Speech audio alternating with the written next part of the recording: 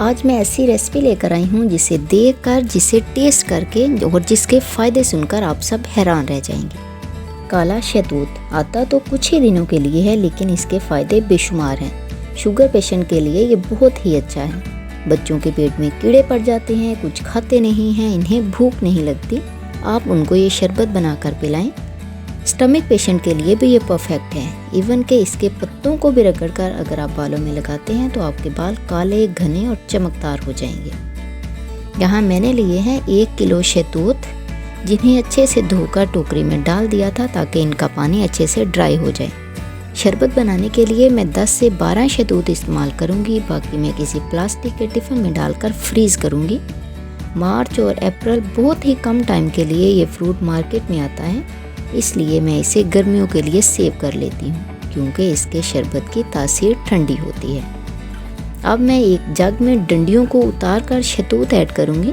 आप चाहें तो डंडी समेत भी डाल सकते हैं। फिर इसमें 2 गिलास पानी डालकर तकरीबन 1 मिनट तक इसे ग्राइंड करूँगी।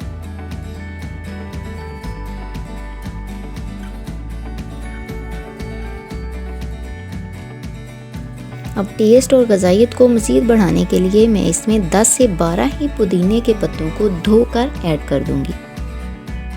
साथ ही 1 से 1.5 चम्मच चीनी डालकर इसको थोड़ा सा और ब्लेंड कर लेंगे कि चीनी इसमें अच्छे से मिक्स हो जाए। अब ये मेरे पास है 1 लेमन, वो मैं इसमें ऐड कर दूंगी, जो कि हाजमे का काम करेगा। अगर बच्चों के लिए आप ये शरबत तैयार कर रहे हैं तो 1 से 2 ड्रॉप ही लेमन के काफ़ी होंगे। फिर इसमें आइस क्यूब डालकर मज़ीद इसको थोड़ा सा और ग्राइंड कर लेंगे। लेमन को आपने पहले ऐड नहीं करना, एंड पर करेंगे ताकि शरबत हमारा कड़वा ना बने। अब इसे छान कर गिलासों में सर्व करेंगे।